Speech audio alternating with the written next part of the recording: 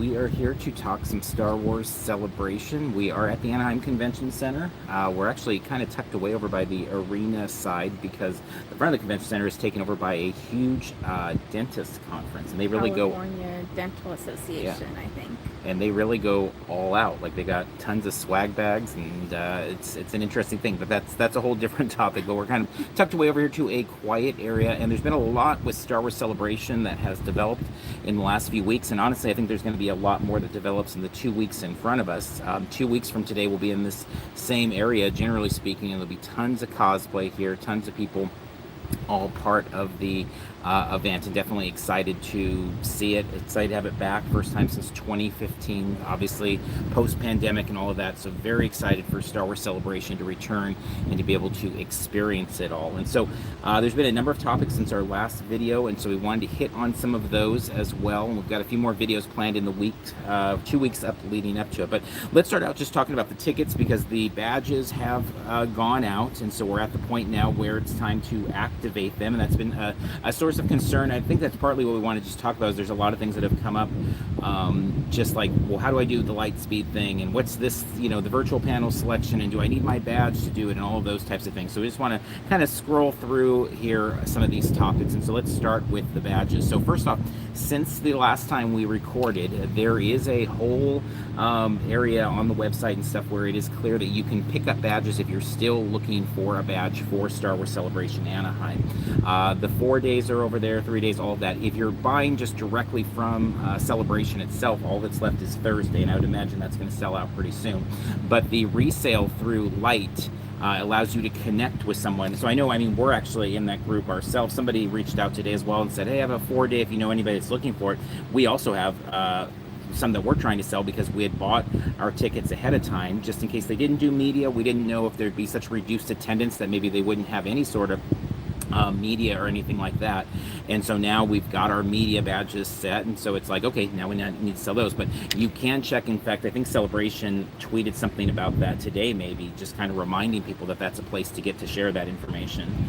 Yeah, definitely. And it's an interesting process. I've gone and tried to list our tickets or put up our ticket that's available, and it's kind of an interesting process because like basically just submit your information, like your contact or your name and stuff, or email address, I think, and then they're supposed to let us know if there's a buyer for it. So it's kind of like, okay, would we be better to just sell it ourselves on like eBay and at least get some money back for it, or should we just stick with the system? And I think at this point we're just kind of sticking with the system and see how it goes. But I'm not sure how it works on the other end. If you're looking for tickets, I think you put in what you're willing to pay, or maybe they say that there's some way that they're going to be regulating the what people charge or what people pay for it or something. So it's a little convoluted, but I've started that process, so we'll see if it works. And I don't know, if we end up a couple days before Celebration, maybe we'll try a different route or something. Yeah, and I think if you look at eBay too, also they're selling the badges that are selling there. Most that I've seen are a little bit below value of tickets, which is, with 2 weeks out, Celebration, 7 years that it hasn't been here, you would think that things would be inflated, but it's actually a little bit the opposite. And I think a lot, if you think back to 2015, everybody was so excited about Star Wars returning. This was, the Chewie we're home moment and things like that, of coming back and getting the sequel trilogy and all of that. And now you've had, years of a lot of fighting about the sequel trilogy. The Mandalorian is obviously hugely popular, the TV stuff, but right now, as it stands, the guest list doesn't include a Mark Hamill or a Harrison Ford. There's some pretty big names, not that there aren't some big names included as well, but you can definitely feel that the excitement is just a little bit less than it was in 2015. So we'll see what happens in the weeks ahead. I imagine it's going to be a fantastic weekend, but it was something we were talking about on the drive out here in terms of the tickets and things like that.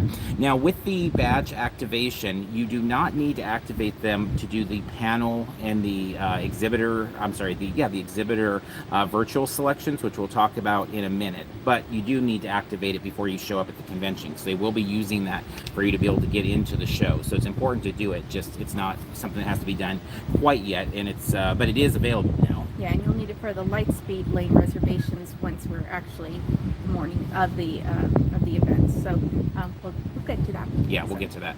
And I mean, in general, I know one of the things with Star Wars Celebration is this is a Reed Pop show. Reed Pop does a lot of conventions. I believe the last count, they do about 27 conventions across the country. I'm sorry, across the globe. I mean, they do PAX Australia even. So they do a ton of conventions. They are a mega business. There's no other conventions that I know you and I attend that are backed by the type of like monster organization that Reed Pop is. So they do have a lot of history in all of this. That said, they also have ways that they do things. So for example, with Star Wars Celebration, they do have their mobile app. Now, as of this recording, the 2019 app is what is still there. So the 2022 is not available, but I would imagine we'll see that popping up any day now, as well as a lot of other information. I mean, I think a lot of things with Celebration, we're going to see also with San Diego Comic-Con, probably even D23 Expo, any of those larger scale cons, particularly this year, is just, it's kind of that coming back. And, you know, a lot of muscle memory has faded. A lot of people have changed positions in the last couple of years and may not, you know, we know a ton of people in these industries no longer work in the same positions and things like that. And so there's a lot kind of still coming together.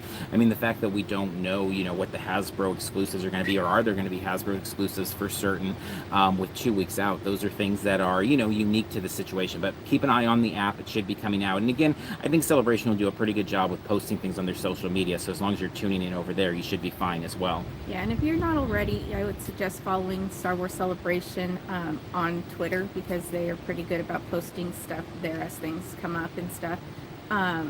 So the question is, did they limit attendance to COVID? Someone's asking, and not to our knowledge. No, I'm not seeing anything about any limitations on that. I mean, I think it's one of those things that any organization that is limiting attendance is going to make a pretty big deal about it, because it's something that they can kind of trumpet as like, hey, we're, you know, looking out for your safety, and it would be listed in those kind of COVID restrictions or those policies and things. But I don't think there's any limitations at all here. I think Celebration 22 will be as big as, you know, Celebration, you know, whatever 20 would have been if it wasn't for the pandemic, or 21 or whatever, you know, when it would have been able to go prior to that. Right. And if you're not aware, masks are going to be required at the show, which I think is a source of frustration for some, and not my personal preference, but I'd rather have a choice. But it is what it is, and if it means that we get Celebration or get to attend, I'm fine with it.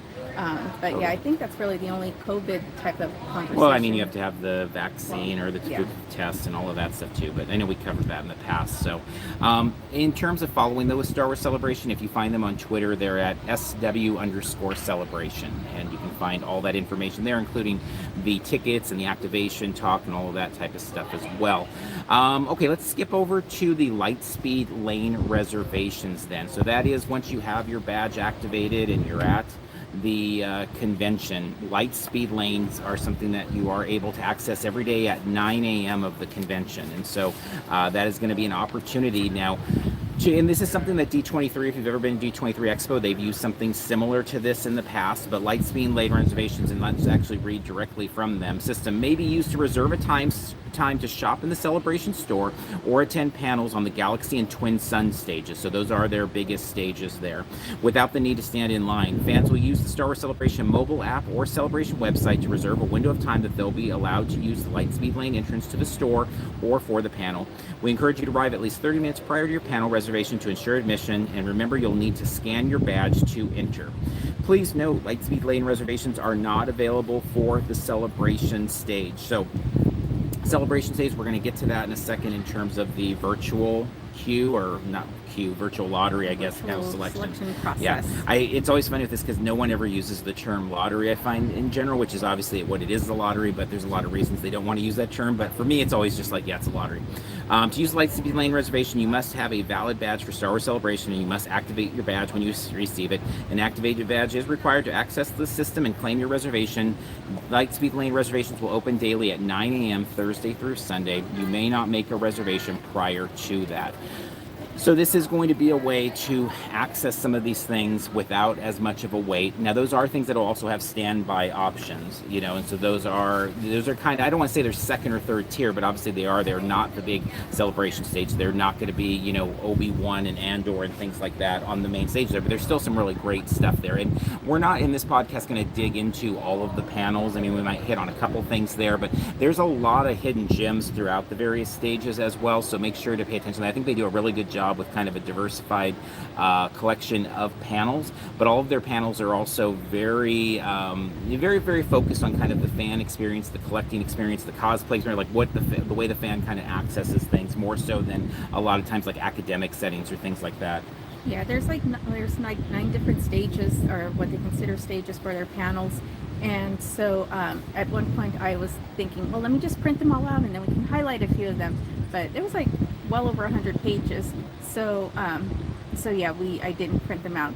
Let's see, How do you enter the lottery if you don't have your badge yet? So that we'll get to that part in a second here, but you won't.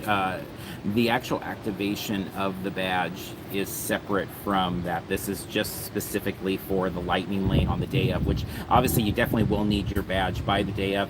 And on that note, will call if you're like picking up your badge because maybe it didn't get shipped to you, maybe you moved, it got moved somewhere else, is actually not going to be at the convention center. It's going to be at the Marriott Marquis Ballroom. So I think that's something I know you picked up on. That's going to probably cause, I would imagine, a bit of confusion day of, because I think people inherently are going to come to the convention center even without their badges and try to find where to go. It got shipped to the wrong house, never arrived, we changed our address, not in time, whatever it might be. But you'll head over to the Marriott Marquis if you are doing that. Yeah, and if you are picking up your badge for whatever reason, if at all possible, you'll probably want to do that on the Wednesday. They do have, I didn't note the hours specifically, but it is on the website, the specific hours. But it does open up Wednesday, so you'll want to have your badge activated by 9 a.m. on Thursday if you're attending Thursday, because you will need it if you're going to try to get any of the Lightspeed Lane Reservations. So try to get it beforehand. Otherwise, you may be rushed to get it in the morning and try to get it by 9. Yeah, and on the stages, I mean, you do have places like the STEAM classroom, the podcast stage. I mean, in the names is kind of the idea of where you're going with these types of panels and things like that. The collecting track is something that always interests me a lot. They started doing the Star Talk giveaways, the swag giveaways, so they end up oftentimes having pretty big lines for very small rooms, at least in our experiences with those.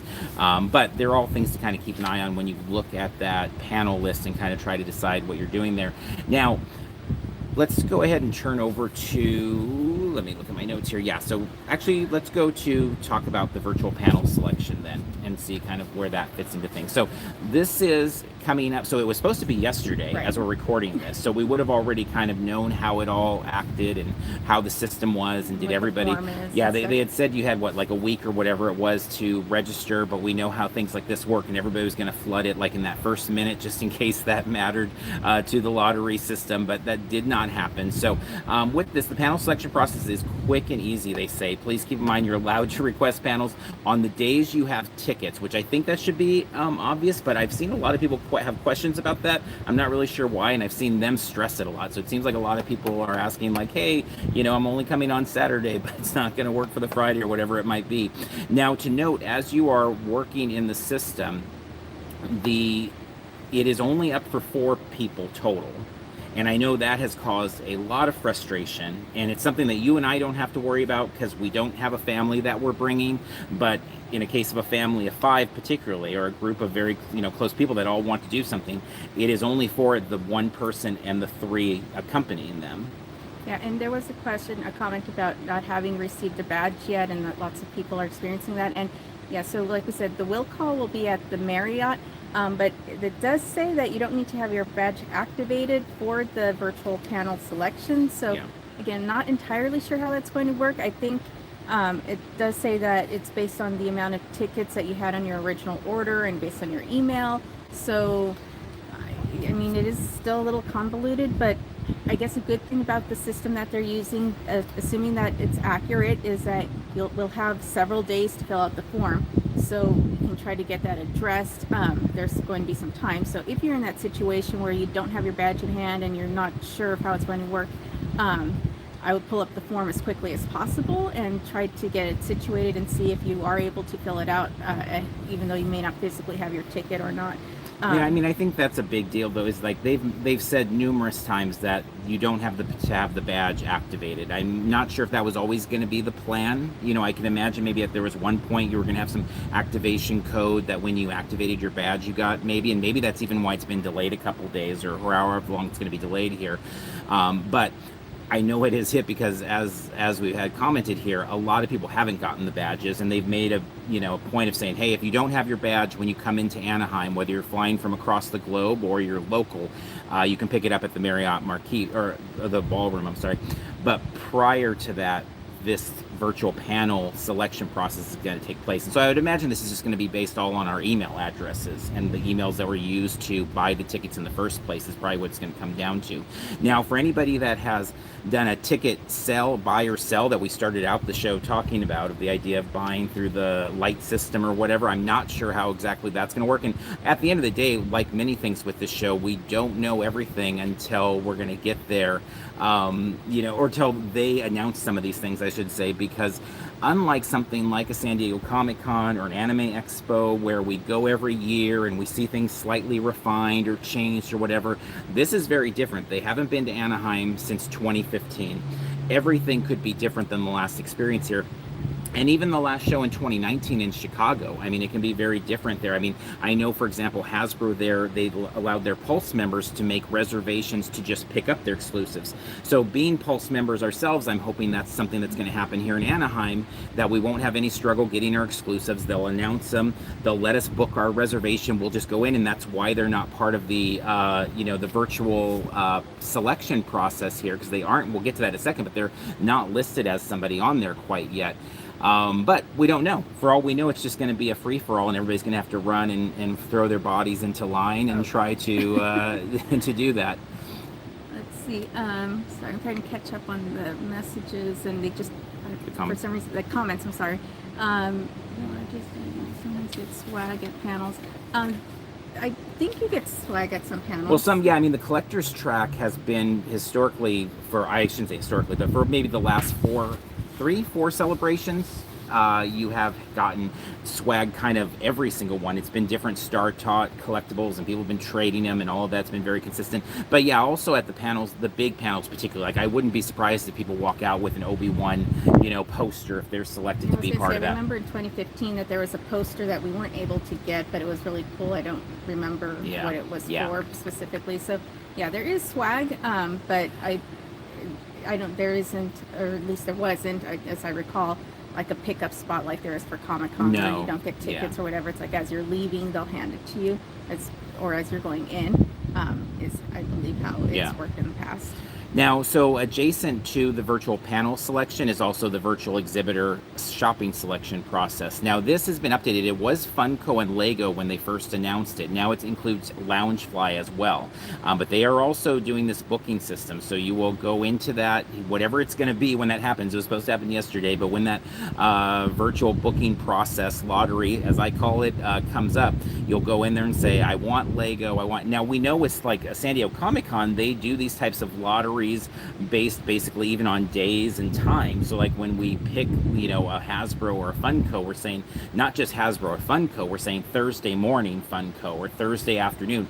Is that going to be how this works? We do not know for certain. It does say fans will be able to submit shopping requests via the same random selection described for the panels. Only entries submitted for a shopping window on a day that you have a valid badge for Star Wars Celebration will be eligible. You may not request to change or trade your assigned shopping window if you are selected. Yeah, but we don't know what that means in terms. It could be an AM and a PM window, and if you, even the signing. So we did purchase a couple autograph tickets, and if they have just TBD in terms of time, so we don't know. We selected a day, but we don't. So there's a lot of, TBD right now is, maybe could be the name of the show in a lot of ways, and that's why honestly, like, we had a much more ambitious plan for videos coming out to approach it more like San Diego Comic-Con and be out here, every 4 or 5 days doing a new video about this part, and just a lot of the information is not flowing the way it did in the 2015 timeline when we look back at our notes, and so there's a lot of things we're waiting on. Like we want to do an exhibitor floor discussion, but there's no map yet, and so we don't even know exactly how it's going to work. And we'll talk a little bit about some of those exhibitors. In fact, maybe that's the next thing here on the notes, because I did want to point out, I don't know that people have all seen on the exhibitor side. So the exhibitor portal is being updated like all the time. Like whenever I check it, there's new things there. And so make sure if there are specific booths that interest you to check in on them. A good one to look at if you're like scrolling online now or in the days ahead to kind of check out is go to Pop Minded under the exhibitor list. That's Hallmark. When they come to like Comic-Con and when they come to a place like this, they call it Pop Minded by Hallmark, which is more their kind of pop culture part of the business there. But if you look at Pop Minded, I believe at the end of the day, that's going to be how all of the, let's say, bigger name booths, the Funkos and the Mattels and places like that are going to work, which is they've already loaded in their exclusives there. So if you go over there, you'll find that there's an image of the Bo-Katan with the dark saber ornament. I believe it's $35, and that's going to be one of their exclusives. And then from their Itty Bitties line, the Thrawn is another one of theirs, and it says the price, so it's like $35 for the ornament, $10 for the Itty Bitty. It's very clear that they're there. They're going to be part of this, lottery selection process, and so if you win, you'll be able to, choose those. But at the end of the day, I would imagine we're going to see the same thing eventually updated for Hasbro and for Mattel. But if you want to contrast something like Hallmark and Pop Minded, which seems to be updated with, let's say, Hasbro. Hasbro right now has really nothing in there that's not just a copy and paste from like what there is on NASDAQ. It's like it's a very strict, it's very much like Hasbro is a gaming and toy company that's loved around the world, and there's nothing specific to like Celebration, whereas Pop Minded by Hallmark, it's much more like this is what we're doing at Celebration. So again, 2 weeks from now, we're here, hopefully in the next, 10 days or something like that. All of those sites that are not, that are going to have some of these types of more competitive situations will make it very clear what they have and how they put them. I was positive this was going to be the week that all that information poured out. Like I thought this week, every day there was going to be several announcements from the Bandais and the Mattels and just all making it really clear. I thought it was all going to be kind of through that Disney Star Wars kind of marketing machine there, but it didn't happen. So now I'm going to guess like for sure next week, and at some point it would happen. But one thing to note with all that is if you have not attended like a D23 Expo convention before, as much as I would think this is all going to come out, D23, Disney's official convention, it is very unclear what's going on with exclusives pretty much until you're on the floor. I mean, a lot of times it's those sorcerer package people that get that extra preview night. They're posting things on eBay, and that's when everybody knows like, oh wait, this is what's going on, this is what's at that booth. So it is possible there's going to be a lot of question marks on Thursday morning as we all make our way into the Anaheim Convention Center. I mean, I'm sure there'll be a lot of fun surprises as well, but it's just something to kind of note on that side. Yeah, I'm sorry. There was a comment and I didn't see it before it went away. So if it was a question or something, maybe pop up again and say something again so we can go back to that. Sorry, I didn't catch it in time. Okay, so we hit our exhibitor selections. Then the next thing we wanted to talk about is the additions in the signing department and just signings in general. Another big part of the convention. For a lot of people, signings and photo ops are the biggest part of the convention. So they just announced Rupert Friend's going to be signing as well, the Grand Inquisitor. A lot of people were excited about that. Since the last time we showed that, Ewan McGregor was announced and then sold out. Not immediately, but I think it was about 24 hours for the photos and autographs, as expensive as they were. But they've also announced, and this is a pretty cool thing to kind of check out for those of you that are more deep dive Star Wars fans. It's definitely not as mainstream as a lot of the stuff on the Celebration floor for signing, but Official Picks announced their Celebration After Hours bonus autograph guest. A very wordy a wordy title for what they're doing with this, but they basically found a way to add a bunch more signings after hours. And so there are some overlap. For example, Ashley Eckstein's going to make her way over to sign as part of that, but most of them are people that are not appearing during the regular hours of the convention and are only appearing after hours. And so this is actually going to be taking place Thursday, Friday, and Saturday night. You do need a badge each of those days. So if you have a Sunday only badge, you are not able to participate. And I know I saw a few people that were kind of upset about that because they're like, well, I have a Sunday badge, but I'll be there Saturday night and I'd like to get, Samantha Lane's signature or something like that. But this is going to go 6 to 10, and it's not in the convention center either. It's at the Hotel Avalon Ballroom at the Hilton. Yeah. So across the way. But as you look, and if you head over to officialpics.com, that might be an easier way, because like if you go to just the Celebration website, they're not going to get you. You kind of almost have to Google all these different names, because I'm guessing there's going to be a lot of names on there that you may not recognize. Because I know even for myself, as into Star Wars as I am, I'm looking and like there's a few names on there, and it's like, oh, this was one of the Gamorrean guards from Book of Boba Fett, and it's like, or from Mandalorian or whatever. It's like, okay, well that's why I didn't know the name as much. But there's also a lot of great ones. You know, Duchess Satine from Clone Wars is going to be there. Anna Graves, she's going to be signing. I know a lot of people were excited. Taylor Gray, who is Ezra Bridger from Star Wars Rebels, he's going to be there Thursday night only. I was really surprised he's only going to be there Thursday night, but I saw a lot of people really excited about him being there. But you have people like Dan Madsen also, who is he's not going to be somebody that is, he's not an influencer. He's not going to be on any live streams right now, probably, or anything like that. But he is former president of the Star Wars Fan Club and the founder of Star Wars Insider magazine, which is a big part of like Star Wars history. So there's a lot of Star Wars history, I think, in that ballroom as well.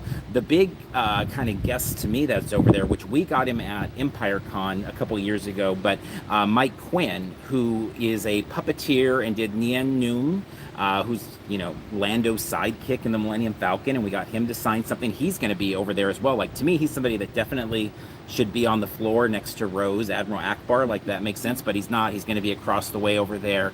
But yeah, there's a bunch of good ones. Matthew Woods, sound, minstrel for all things, mixer for all things Star Wars, but also General Grievous. He's going to be there. So there's going to be a lot of great guests in those after hours signs. And I know I, for one, am definitely going to want to go over there, even if I don't pay for any of these autographs. So we'll see if I pay for any of these, but I just want to kind of see the setup and see who's over there. And I also feel a lot of times like a collection of talent like this, there's going to be some people there that maybe as I'm reading their bios online don't connect as much. And then as I see them and see the photo and I'm like, oh, they were a great character, or oh, I didn't realize they also played that character. Because as we know with Star Wars, a lot of the cast ends up playing multiple roles. Someone like Dickie Beers was, oftentimes thought of as one of the Boba Fetts, but also played a lot of other parts of, stunts and things like that. Yeah, definitely. And to catch up on the conversation, I think there was a question about if it's too late for Mattel and Hasbro to announce, and no, chances are, hopefully they'll announce it soon so we have a plan going into the show. But I also wouldn't be like the most impossible thing for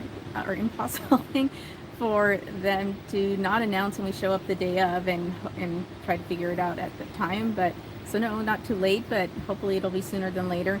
And then there was a question about hotels that I didn't fully understand the question, but the hotels I think are taken if you go through the official Star Wars site. But obviously there's lots of hotels in Anaheim that aren't on that list, so there are other options. I don't know what the costs are or anything like that, but they are available. And then a question is if we're going to be doing swag drops. Yeah. Or price drops is what we call them. Yeah, during the show. Yeah, good question. We will be doing those. And we have a bag giveaway right now on Twitter. If you're interested, you can enter over there. We'll be announcing the winner for that pretty soon. But yeah, we'll also be doing some drops as well. Not the volume that we do at San Diego, but definitely we'll be doing some there. We've got some fun stuff actually for that. Loaded up in a bag. Actually been loading that up in a bag for like 2 years, because it's like, hey, that would be a cool, whatever. This would be a cool pin for Star Wars Celebration. And then there was like a pandemic and it just all sat in bags and stuff, and so now I'm like, hey, we're actually going to get to bring this bag out and give some stuff away, so looking forward to that. Yeah, so follow along. We usually, if you're not familiar with how we do the price drops, we'll usually drop a prize somewhere and just snap a photo of where to find it, and whoever finds it first, it's theirs to keep. Yep. It's not very complicated. No trivia, no nothing like yeah, that. We try to keep it simple because we're usually on the run, and it's like, let's do a prize drop, and we do it quick, and usually things are found pretty quickly. So definitely. Okay, let's talk real quick about the Star Wars Celebration art show, because this is a really fun kind of it's a fun exhibit. The exhibits that they do for the art show are always great. We've seen just a lot of them even on video, because we haven't been to the ones outside of Anaheim, but they're always great to see. But also with the Star Wars Celebration art show, it's kind of can be a good break from the madness of the floor. It gets really busy on the floor. I know for a lot of people, this is one of those events like WonderCon was, where it's kind of for a lot of people the return to like an in-person thing, and you might need time to just kind of break away. And so this could be a good place to go. And so this time the theming, it's Boba Fett to Bo-Katan, the evolution of the Mandalorians exhibit. And I think that that kind of underlines like a big focus of the weekend is going to be Mandalorians in all shapes and sizes. I mean, I know with Obi-Wan and Andor coming, that's going to all get its attention as well, and we'll see if other things. I mean, the High Republic's getting some attention as well. There'll be a bunch of different things focused upon, but I do think with the way the Mandalorian has hit so hard, that we're going to see a lot more Mandos, you know, in all ways, shapes, size, form, merchandise, you know, etc. So, but this should be a good exhibit. I mean, Rancho Obi-Wan's involved as well. They always have incredible stuff there. I really can't wait. I know Rancho Obi-Wan also is going to be on the floor. They have their own exhibit that they'll have there, which is fantastic. We've seen them at a few different shows over the years, and then I know they're also doing some signings at their booth. Amy Ratcliffe, I know, was going to be over there signing some of her books. I look forward to seeing her out at the con. And so there's going to be a lot of cool stuff going away with there too. So, you know, as you're looking, I think what happens is the panels, the exclusives, and then the signings and photos become like the biggest focus, and they are in a lot of ways the biggest focus of the con. But all of those are very kind of chaotic and hectic a lot of times. Even the panels, like the battle to get in, whether you win or not, and even when you win, I mean, you're talking about thousands of people going into these rooms oftentimes and waiting in lines and slowly, you know, shifting through and getting in there. A lot of times some of these other things that are a little bit more off the beaten track can be really fun, and I think something like that, the art contest or the art show is going to be really fun. I think also for those that are interested, the tattoo pavilion returns, and I know that's a big deal to a lot of people. The Ink Fusion Tattoo Empire, you're able to book reservations now for tattoos. That does seem like a really fun way to take home a souvenir. I know years ago, it wasn't at the con, but at a Star Trek Vegas show, I got the you know, the Starfleet logo tattooed on my arm at a local tattoo shop, and it's just, I always look at that tattoo and I'm like, that was a really cool, that's one of my favorite, you know, pieces of, you know, exclusive swag, whatever we want to call it, but just kind of a fun takeaway from the con. And so I can see that being a really fun thing to do, although it's going to obviously take some time. If you've ever gotten a tattoo before, it's not the quickest process always. Yeah, at least if it's a good one, it's not going to be quick. Yeah, well, you also have your Stan Lee autograph as an that was another souvenir. one. Yeah, that was really cool. That was a Long Beach show that we went to, a local tattoo place. Couple questions that have popped up. Is vaccine proof required? And the answer is, I believe it's vaccine or negative test. Yes, but vaccine go to the or website negative proof. to get all the specifics on what they require. But as far as the types of tests and the timeline and stuff, it's on the website. But yeah, that's going to be required. And then there was another question that just popped up, and I had an answer for it, and now I've forgotten the question. Scroll back to it. I don't think it. Oh, it's I'm not not sure bringing it back how. up. Oh wait, maybe.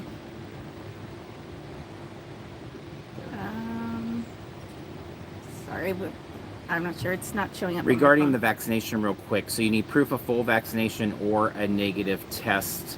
And the test, I believe it is 72 hours, if I recall. I'm on the Celebration website right now, and I'm actually not seeing the exact amount of time there that it needs to be, but it's somewhere in there. But yeah, if you head over to Star Wars Celebration, it's literally at the top is the place to click on for all of the health and safety and all of that stuff. And I didn't see it, but I just remembered the other question was if Lego's announced any exclusives, and I believe the answer is no. No, not yet. Not yet. It is one. Actually, I'll go and double check that right now, because as I said, things are literally popping up all the time on the on their list there of exhibitors and all of that stuff, but I don't think it wasn't there, at least when I looked a little bit earlier today.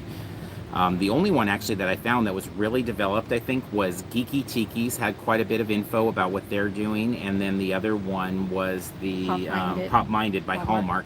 And Pop Minded by Hallmark, I mean, it was specifically like, here's our exclusives and here's where to get everything. But no, I'm not seeing anything for Lego yet there, outside of the fact that they're going to be there, and we know they're part of the, you know, lottery system there, so that there will be some sort of very valuable exclusive that people will be willing to go all out to acquire. So one thing to remember, if you are going after things that are not in that lottery thing, but you're just heading to the booth to line up, is there are people that have early access to the floor with their, you know, their Jedi packages and things like that. And what we found in 2015, at least, is there was a lot of them. There was like a lot more of those people than we realized. And so not having that early access, what we found is, even if we were closer to the front of the line, by the time we made our way in, there were some pretty lengthy lines there already. So do, plan accordingly with that. Something like a Gentle Giant, and things like that, they're going to probably have pretty decent sized lines. And so I felt like, at least our experience at Celebration 2015, it was a lot harder to hit multiple booths at the beginning of the day than it was at San Diego. San Diego, I feel like oftentimes you and I split up and you hit one or two exclusives and we're able to knock those out before it gets just overwhelmingly crowded. But because it was kind of like, it's almost like the regular attendee kind of sits in a penalty box, while the people that have that really high access badge are able to go in and kind of get in those lines. And so by the time you get in, maybe they're hitting their second booth, but in the end, those are pretty long lines. And so it's just something to kind of keep in mind there. Celebration is really big on pushing to not have people lining up overnight. I think in several places it talks about not allowing people to do such things. So we'll see. We know conventions say things like that a lot of times and then, don't always enforce it. So we don't know quite yet what it's going to be like here. Celebration in general, when we were here in 2015, it felt very well organized for the most part. Every convention has its challenges and, some confusion and stuff, but for the most part, things seem to run pretty smoothly. But again, pandemic in between, lots of changes in personnel. First time for Reed Pop back at the Anaheim Convention Center since I don't know when, maybe 2015. I don't know if they've had any other shows. When I looked at their list of shows, none of the others jumped out as ones that have been at the Anaheim Convention Center, and all of that plays into it, because it's one of the things I love about conventions, but it's also very challenging. Is conventions are such temporary things. They pop in for maybe a day or two ahead of the convention, and they're working with these people from all over the world, different security, different vendors for hot dogs and pretzels and everything, and you have all these different people trying to work together to pull something off.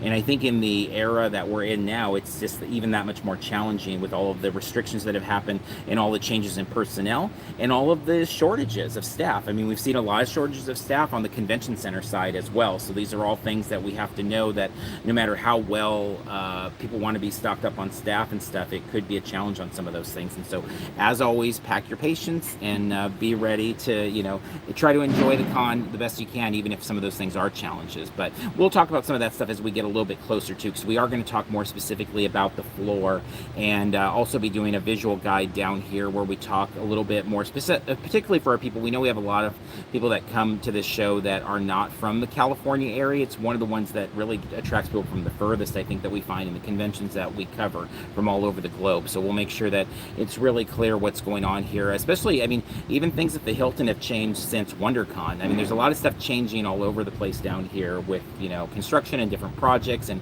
businesses closing or new businesses opening in this kind of strange little era we're in here since the reopening. So yeah, and so we'll be here, I think we'll be here Wednesday. So the 25th. You're talking about when we check in for the show? Yeah. The hotel and stuff the day before. So, so we'll, as we see stuff, obviously, if you follow us and you know that we're constantly updating on Twitter and stuff, Twitter's probably going to be the best place to get the most up-to-date information, because the way the algorithms work on Instagram and Facebook are a little more challenging to actually see the content.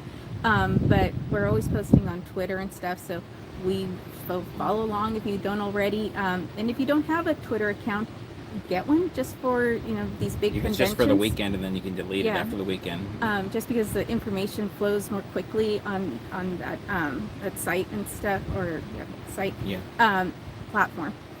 And so we'll be covering and try to update as much as possible and answer as many questions as possible and stuff. And so we'll be around. And then we'll also be doing giveaways, so follow along for that as well. Yeah, and we'll do probably a video walkthrough as well. I would imagine that Wednesday night we normally do, to kind of show, okay, here's where they're having people line up, here's where they're checking for wristbands, things like that. So that'll be a goal as well. We always, when we come into the weekends, we'll see what actually happens with the busyness of things. We try to do the best we can, though, in communicating that stuff. So as I said, Twitter is the easiest place to gather all that info from us, but we'll try to do some stuff on YouTube as well. And again, there's a question about vaccinations, and I would just go to the website and read it closely as far as what's they're allowing for negative tests and the types of tests and stuff, because that's going to be the best resource for that information.